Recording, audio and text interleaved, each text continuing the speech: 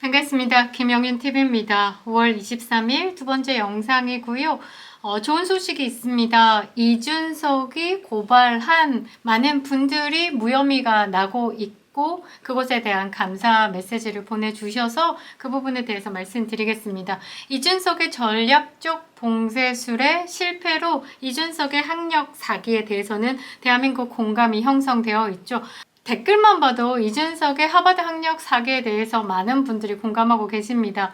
이준석이 2023년 5월쯤에 본인의 하버드 학력에 대해서 실토를 했죠. 그동안에 12년 동안 하버드 경제학 그리고 컴퓨터 사이언스에 대한 복수 전공자로서 세계 유일의 이력을 가지고 있던 이준석이 김영윤 폴리티코 정치연구소에서 꾸준히 제기했던 하버드 학력이 사기다라는 부분에 대해서 10억 내기를 하면서 전략적 봉쇄술을 펼쳐냈었죠. 이 전략적 봉쇄술이 어디에 나오냐면요.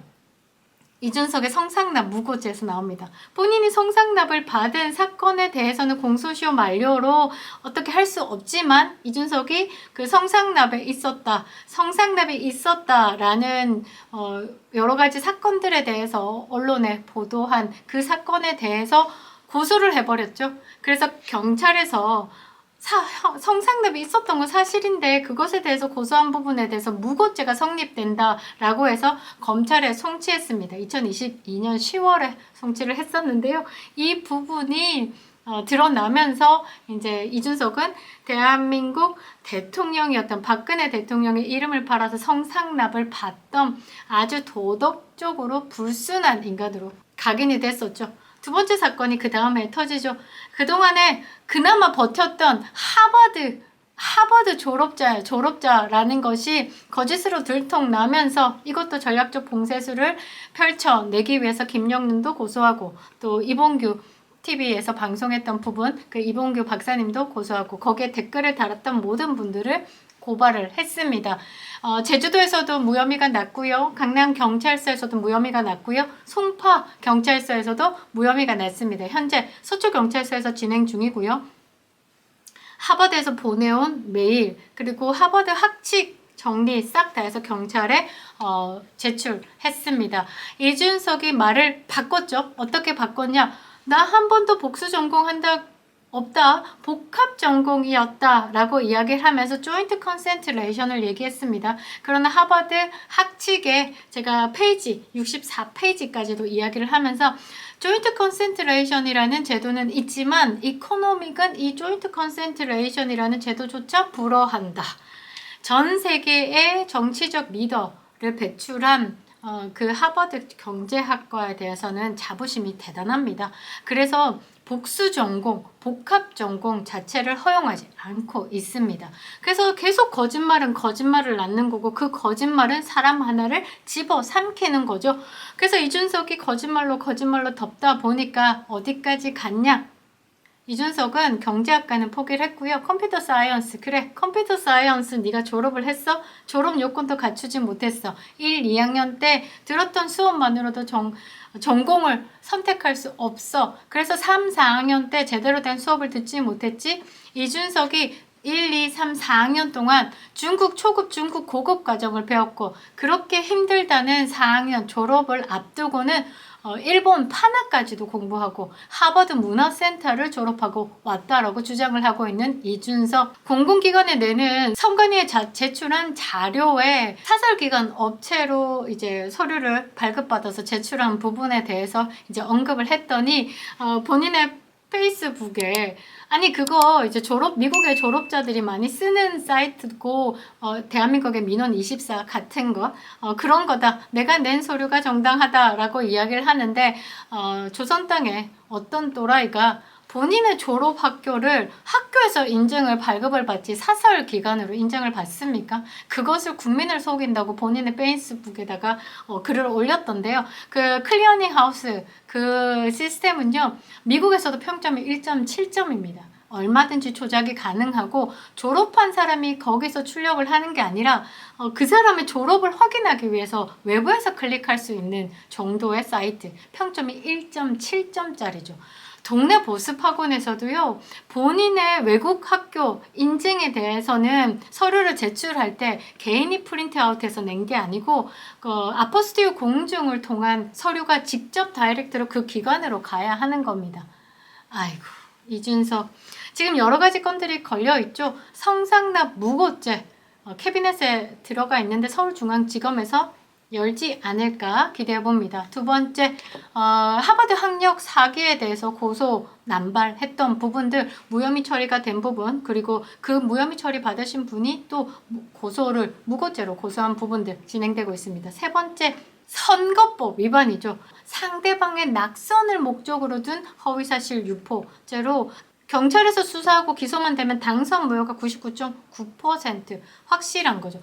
본인의 당선을 목적으로 한 허위사실이 아니라 상대방의 낙선을 목적으로 한 허위사실 유포기 때문에 선거법 위반에 굉장히 중형으로 다스려지죠. 벌금도 500만 원부터 시작을 하는 겁니다.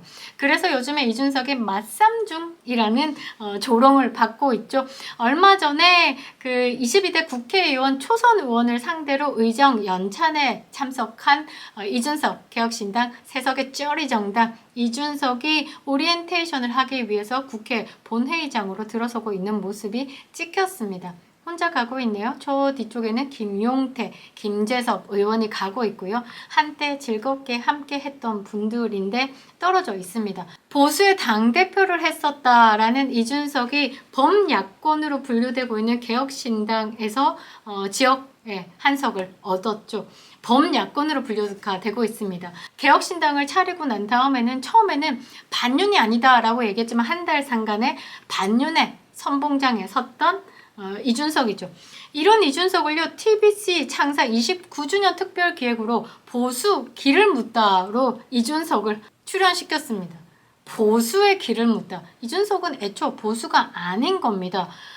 국민의힘을 나와서 새로운 보수의 길을 갈 수밖에 없던 이유를 설명하는 프로그램인데요. 보수의 길을 가지 않고 있는 이준석을 취재를 했다는 것이 잘못되었다라고 이야기를 할 수 있네요. 그리고 대구 경북이 가르쳐준 대로 올바른 정치를 하겠다라고 얘기하는데 대구 경북에서 완벽히 완강히 저항했기 때문에 이준석이 대구에 출마를 하지 못하고 지구를 떠나 화성에 정착을 한 것이라는 조롱을 받았었죠. 대구가 아닌 수도권 지역에 출마를 한 것에 대해서 어쩔 수 없는 선택이다라고 이야기를 하면서 완벽히 본인의 시각으로 해석을 합니다.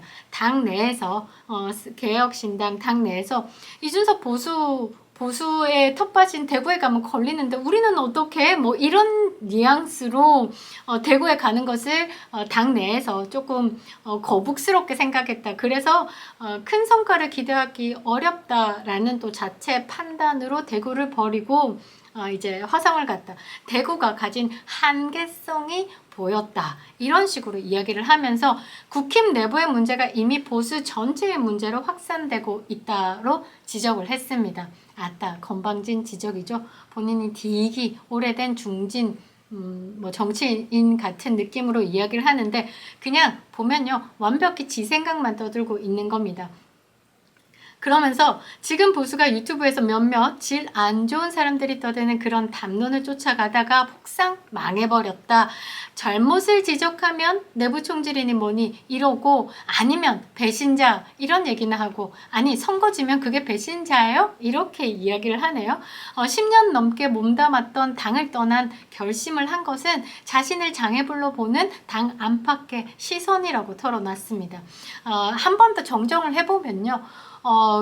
이준석이 보수의 당대표로서 좌파의 간자가 아닐까 하는 의심을 살 수밖에 없는 여러 가지 행동을 했죠. 우리 당에서 배출한 윤석열 대통령, 당이 보유한 대통령이죠. 그 대통령의 당선을 위해서 뛰어야 하는 당대표임에도 불구하고 두 번의 가출, 그리고 내부 총질을 죽을 똥살똥 했습니다. 당을 떠난 결심이 아니라 너는 쫓겨난 거죠. 왜? 당대표로서 품위 유지를 위반한 성상납 무고죄가 검찰에 송치되면서 그리고 윤석열 후보에게, 윤석열 대통령에게 꾸준히 끊임없이 앞으로 쭉 미움을 가득 담은 내부 총질, 양두구육 뭐 여러 가지 이야기를 하면서 징계를 받으면서 당대표에 쫓겨난 겁니다. 당 안팎의 그런 시선을 느꼈다면 안 했어야죠. 알면서도 하고 있는 것은 굉장히 저질스러운 못된 심리가 작용한 것이다. 건강한 비판과 조롱은 차이가 있는데 이준석은 그 비판과 조롱의 차이를 전혀 알지 못하고 그냥 마구마구 배설했기 때문에 보수의 지지층에서 몰매를 맞은 거죠.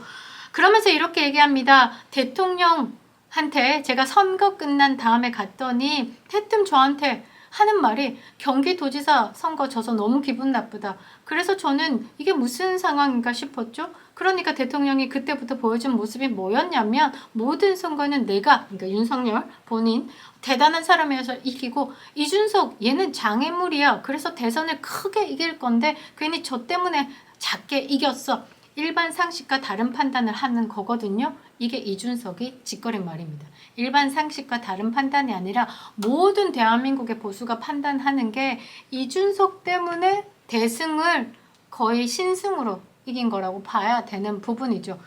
철저하게 본인의 해석을 하고 있습니다. 그러면서 세간의 관심을 모아준 윤석열 대통령과의 회동에 대해서는 그럴 계획이 없다고 선을 그었네요. 윤석열 대통령도 이준석과 만날 시간이 있겠습니까? 만나고 싶다라고 생각조차 안 할 것 같습니다. 그러면서 조국 대표랑 저랑 대통령이 혹시 보자고 하면 볼 거냐 그러는데 제가 대통령이랑 밥을 안 먹어본 것도 아니고 대통령실에 안 가본 것도 아니고 제가 가서 뭘 얻겠다고 그거에 흥미를 갖겠습니까? 건방진 짓거리 하고 있죠. 국회 입성 그냥 맛만 볼 겁니다. 당선 무효형이 거의 확실하죠. 그리고 당선 무효형 지나고 나면요. 경찰에서 이제 정리가 되면 이제 무고죄 진행할 예정입니다. 오직 흥미를 갖는다면 대통령이 뭔가 조금 바뀌었을 때 대통령의 정치를 똑바르게 하겠다고 뭔가 상의를 할 때 그때가 조금 흥미를 가지고 만날까 말까 하는데 에이 야, 윤석열 대통령 그럴 사람 아니야. 기대가 안 되잖아요. 이러면서 또 윤석열 대통령을 까는 겁니다. 보수는 책임지는 것이다. 대구도 이제 바뀌어야 한다라고 강조를 했습니다. 보수는 책임지는 거죠. 네 책임은 성상남 무고죄에 대한 책임, 하버드 학력 사기에 대한 대국민 사죄가 있어야 하는 겁니다. 그러면서 이 대구에 대한 이야기를 합니다. 대구가 경제도 이제는 과거만 못하고 결국 그 자존심이랑 우리가 대한민국의 중심이라는 과거 기억 때문에 계속 정치적으로 영향력을 유지하고 있는 건데 이렇게 정치가 왜곡된 상태로 조금만 더 가면 대구의 정치는 존경받지 못한다. 결국 이준석의 정치라고 하는 것이 어쩌면 TK에서 배운 대로 사는 정치가 아닐까 생각하고 그걸 지켜봐 주셔야 한다. 이렇게 생각한다. 이 대구 조롱하는 거 아닙니까? 대구의 그 뜨거운 보수의 심정이 이준석의 정치라고 하는 겁니다. 이거 뒷목 잡을 일인데요. TK에서 배운 대로 사는 정치가 이준석의 정치라고 이야기를 합니다. 대구에서 이준석을 반겼습니까? 대구 각설이라고 조롱받으면서 대구에 가서 무관심으로 정말 저거 왜 왔노? 이런 식인데 TK의 정치가 이준석의 정치라고 합니다. 이거 보면서 대구 시민들 분노해야 될 것 같은데 대구에서 이준석을 감싸는 사람 한 사람 있죠. 홍준표 대구시장입니다. 홍준표 대구시장에 뭐 새살림을 차리는 것이 차라리 낫겠다. 이참에 나가시면 되겠습니다. 라고 했더니 본인이 정치 인생을 끝날 때 탈당을 할 것이다. 라고 이야기를 하면서 또 말을 바꿨죠. 진짜 보수를 부끄럽게 만드는 대표적인 두 사람이 이준석, 홍준표인 것 같습니다. 대구팔이 하는 이준석, 대구 팔고 있는 홍준표, 대구시장이 아닐까 생각해 보는데요. 보수는 그런 게 보수가 아닙니다. 보수는 땀 흘리는 게, 일의 가치를 아는 게 그게 보수라는 말입니다. 건강한 보수 정당으로서 국민의 힘이 가져야 할 이미지 쇄신에 조금 신경 써주시기 바랍니다. 김영윤 TV였습니다.